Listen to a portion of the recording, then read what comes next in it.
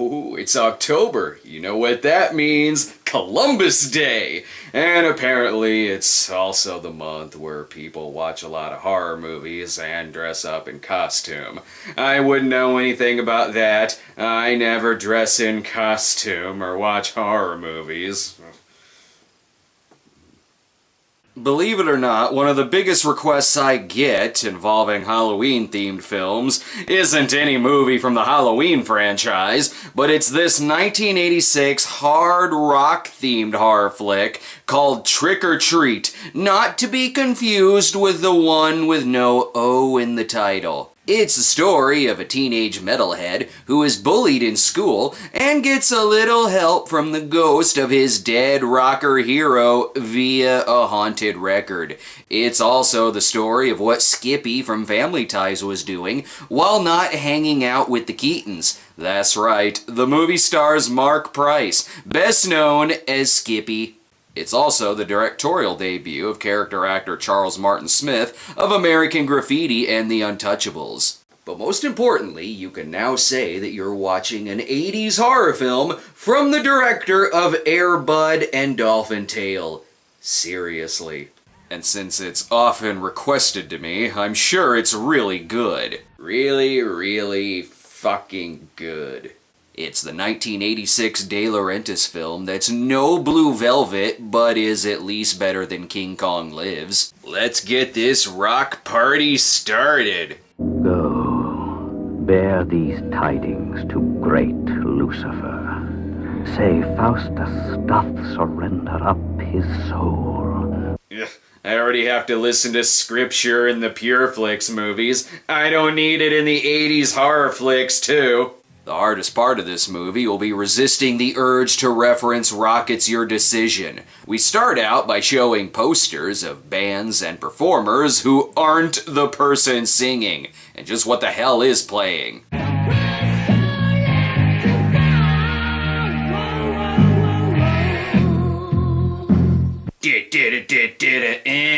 Mark Price plays Eddie Weinbauer, and being a metalhead in this movie means that you wear a really shitty wig. He looks like one of the kids who got his dick chewed off in Teeth. And I'm not sure, but I think his only friend is the BTK killer. He also doesn't fare well with bullies who mess up his hair, even though he worked on it all day and they touch it. These bullies have nothing better to do than to harass the metal kid and strip him down naked.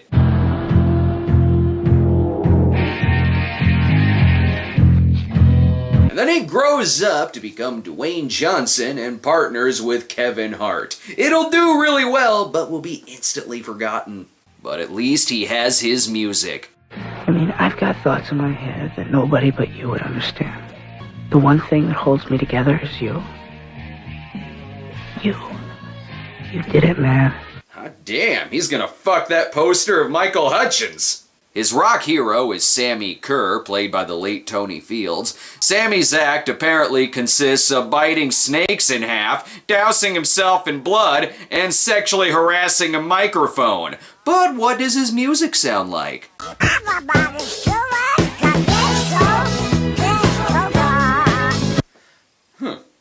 Didn't expect that. But tragedy soon strikes for Sammy's one fan. Again, rock star Sammy Kerr, victim of a hotel fire, dead at age 38. The fire started when Drexel the Dream Hemsley's plane crashed into it.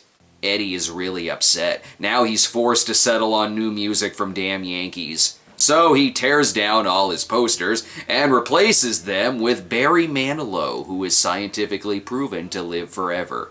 But he'll never forget this on-point music. Tearing it down, tear down the walls, down the walls, tear down the walls, tearing it down. He's tearing down posters, not walls. But really, who pays attention to the lyrics anyway? Eddie mourns with local DJ Nuke, played by Gene Simmons, who at one point used to be Hank Williams Jr., I guess. But Nuke has a little surprise for Eddie. I got something for you. You know what this is? It's the last record. That's right, Lou Christie's final record. Truly amazing falsetto. We were talking about Sammy Kerr's final record. Alright. Nuke has plans on playing Sammy's final record at midnight on Halloween. That way people will be asleep while it's playing. It's the only copy in the world, so it makes sense to loan it to the kid who's known for tearing up shit in a nerd rage. And then he leaves Eddie with his "God, I'm gonna fuck that wig" eyes. Eddie's friend looks like they wanted to give him a Skippy look, not realizing they hired Skippy himself as the lead. Eddie gets invited to a pool party so he can take a break from his heavy metal fanfiction. What could possibly go wrong here? Best case scenario, he falls into a barrel of acid and turns into Toxie. Oh, go figure, the bullies are there. Then how about getting the fuck out of here? I'm meeting someone. Who? Now, Tim may seem like an asshole, but we're gonna need his help as soon as Godzilla hits New York. Ah, good. Someone who looks like Lori Loughlin, though her advice sounds nothing like what Aunt Becky would give. Yeah, I mean, why can't you act normal? I don't know what you're talking about. Wait, if you weren't so creepy, you would know what I'm talking about. Yeah, like her totally straight boyfriend who strips other classmates down naked in the locker room. By the way, can I just say how disappointed I am in Aquaman's new origin story? How did he not think this night would end up like this? I'm gonna nail every one of those bastards. I don't know how, I don't know when, but I'm gonna nail them.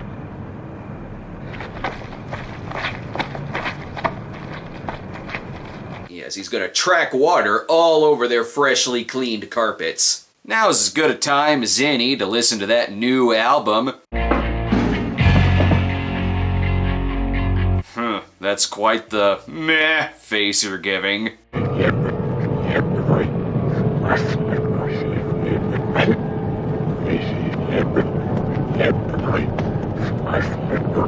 On the other hand, the new Rammstein cut is excellent. He discovers that when you play it backwards, it says, "Paul isn't dead, but Mozart sure as fuck is." Anyway, I'm sure this school day will go much better. Hey, it's Aquaman. I already made that fucking joke! Eddie gets his revenge, though, by starting a fucking prison riot. This had better not get slapsticky.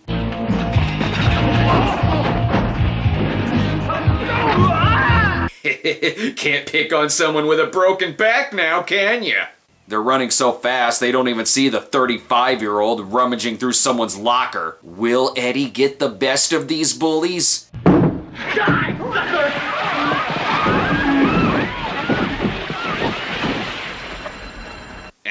They're not gonna get in any trouble. That would affect their football scholarship. Eddie's friend, however, is a little unimpressed with the album. I think it's your ordinary run-of-the-mill backmass message, just like he did on Fuck With Fire, Burnin' Metal, and Torture's Too Kind. Are those albums, singles, or forgotten Herschel Gordon Lewis movies? Rest in peace. Now he's off to go tend to the corpses in his fridge, while we at home play 80s metalhead or hipster. Or let's just listen to that haunted record again.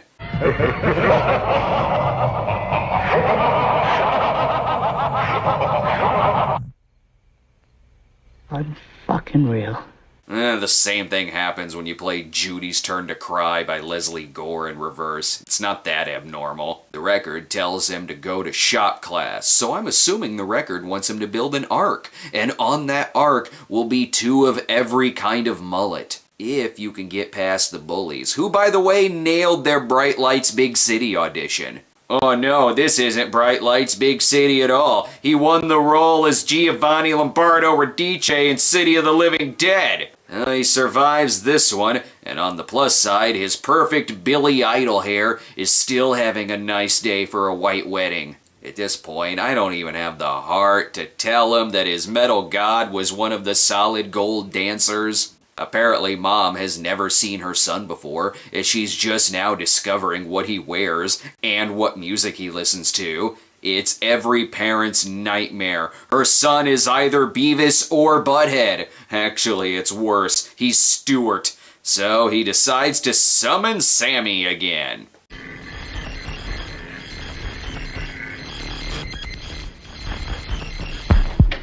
Oh, hey, it's his best song yet.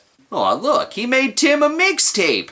I sure hope it's got some Simply Red on there. And the creepiest person in the movie is still the bone and panty collector, even with Eddie dressing like a reject from Griff Tannen's gang. Tim, meanwhile, is waiting for the Great Pumpkin to rise, and by Great Pumpkin, I mean his dick. But when he goes to take a piss, his girlfriend decides to listen to some music.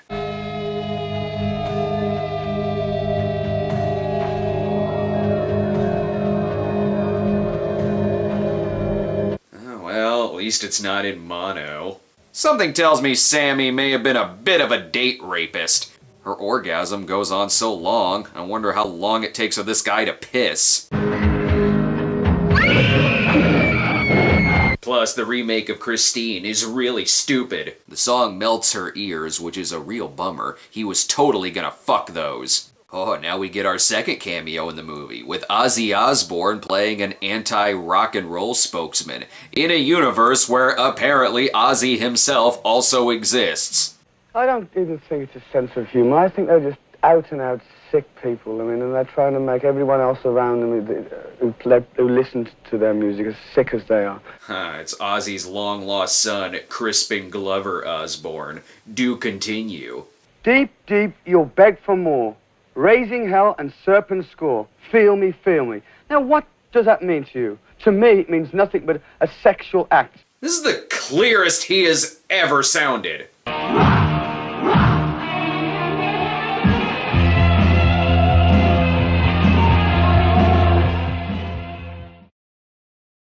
Tim shows up at Eddie's house instead of going to the cops, but Eddie has his pumpkins perfectly trained. And you did something to that tape.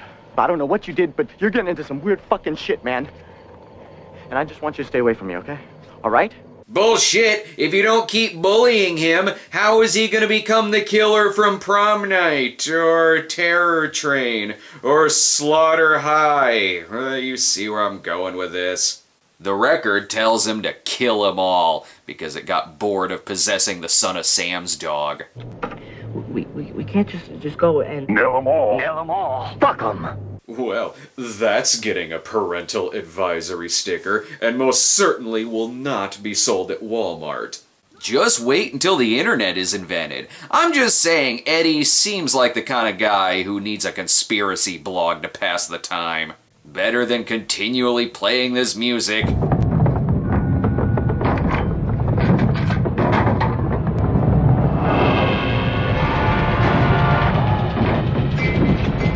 Turn that shit down. And the record is made even more evil through the power of Pepsi. Coke would have just made it sound like the latest Slayer album. Oh hey, good horror effects. Haven't seen that in a while.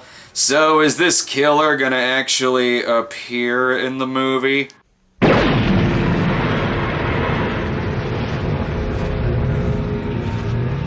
Holy shit, it's Lita Ford! This is like Nightmare on Elm Street if Freddy had a bitchin' scandal collection. Oh, we're not through Cameo City yet, I see. These evil people have just got to be stopped.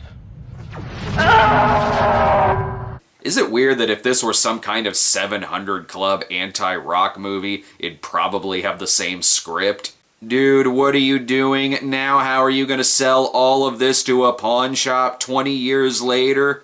Also, that is not your record, bro. Even Mom is upset by this. What have you done to your stereo? I wanted a new one.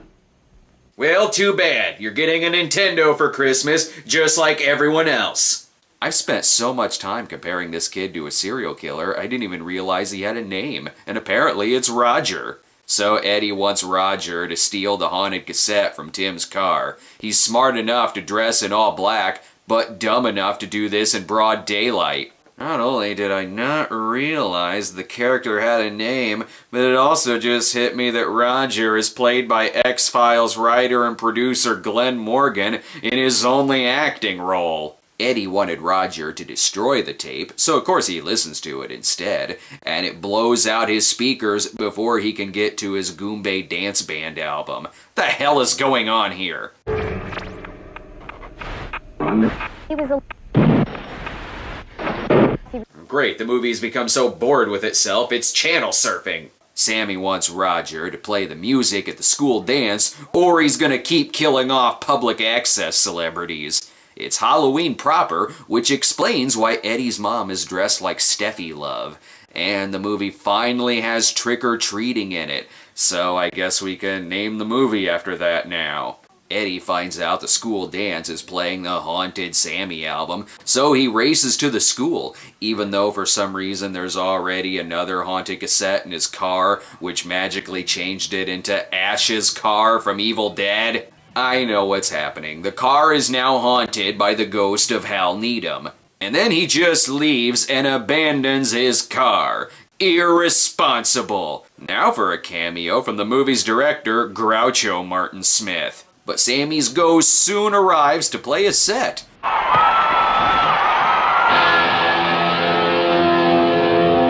Oh shit, forgot the lyrics. Sammy feels like the natural progression of the driller killer from Slumber Party Massacre 2. Though I'm not exactly sure what's turned Sammy into a murderer. It's not really a revenge story. He just died in a fire, probably from being an idiot. Therefore, everyone must die. Or simply listen to his music. My pal's name is Football. He always likes to drum. My pal's name is Football. Oh, God, it's worse than I thought it would be. Though I guess the soundtrack does have one fan. It's a trick or treat. See my face to the next time. And what we should need. Yeah, you call yourself a fan now, but this is one rocker who will kill you if you don't rock hard enough.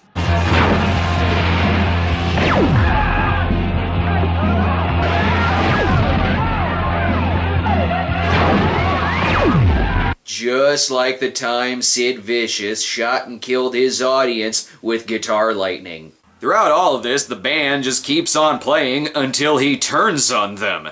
This is just like Carrie, if her full name was Carrie Greatwhite.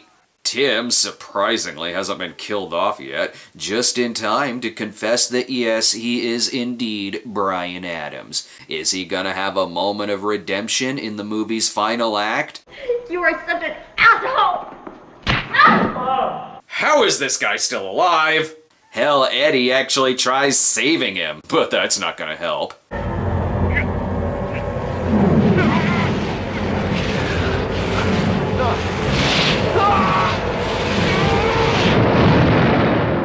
And then he was doomed to appear in 176 episodes of Desperate Housewives. Oh, the cops are finally here. Well, better late than really late. Roger tries killing him, but the movie's still got 20 minutes left, and I doubt that all of that is ending credits and mourning over Roger. He's dead. Actually, I'm not. Ugh, he's an actually. Just leave him there. So even though everyone saw Sammy zapping people on stage, Eddie is still blamed for this, so he has to escape the cops. He tries calling up Nuke to warn him that Nuke is one eye away from being the worst film ever made. He's also trying to stop Nuke from playing the record on the air. Across the country, Dr. Chalice is also stopping stations from playing the Silver Shamrock commercial. Everyone dies this Halloween. Whatever, it's not like he's gonna play the album backwards. In the true spirit of Halloween, the Eve of the Dead, we're gonna play this first cut backwards. Crank it up. What? Why? Possessed or not, why would you do that? And what the hell album is he playing? I thought Eddie destroyed the world's only copy. Oh good, now the police are chasing the real culprit.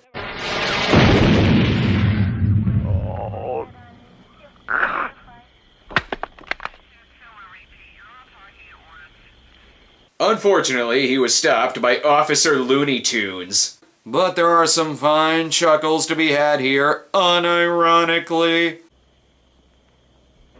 Jesus! Can't you just open the door? Give me a heart attack.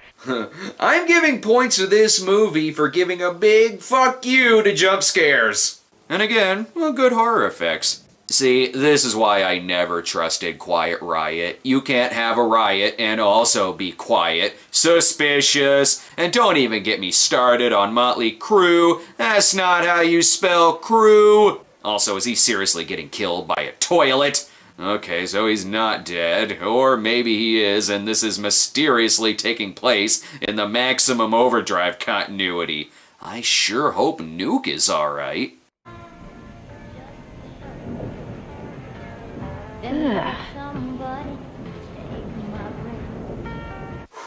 Thank God we still have Vinnie Vincent! Sammy has retired from performing and is instead directing the latest Gary Newman video. But Eddie has a big plan to finally finish off Sammy. How about that toilet, huh? You know, you looked a little flush back there. That's right, he's one-linering him to death. And he's taking him to jail for trashing a hotel room. Oh good, someone cleaned up the burning car so he can actually crash this time. Alright, so the water killed the Electric Man. This is one artist who is not rocking onto Electric Avenue. Now he's free to make out with his new girlfriend in front of a giant postcard. Wake up, sleepyheads. It's party time. Oh, and I guess he's a DJ now. What? One thing is definitely for sure, I am never listening to my Wasp albums again. Largely because I don't own any in the first place. Well, since this movie brought it up, what does happen when you play the movie backwards?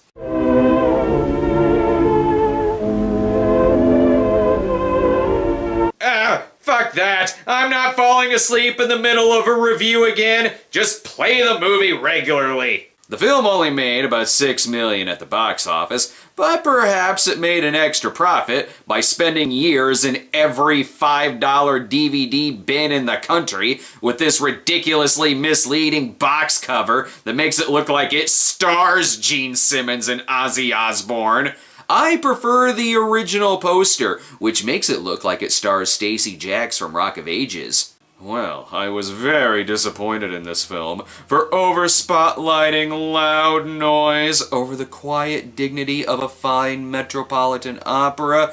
How am I supposed to sip on a glass of clinker brick wine when the soundtrack keeps breaking my glass? Perhaps someday we can get an opera horror film starring Ralph Malph. Naturally, we've got more Halloween-themed episodes to look forward to this month, but since we haven't done a fan poll in a while, subscribers to our Patreon page can vote on the next episode. And these spooktacular choices include the 2005 horror film Jack-O-Lantern. Evil lives in everything, like a Freddy pumpkin. What else we got here? We got the comedy Spaced Invaders. Sure, relive your disappointment. Alright, what's next Halloween movie we got? I think it might actually be empty. Just go ahead and pop up something for me. What? Fucking Windy City? The hell does that have to do with Halloween? Nothing! Absolutely nothing! The goddamn poll is drunk again! Okay, fine. Those three choices. Have fun. Die, commie pig.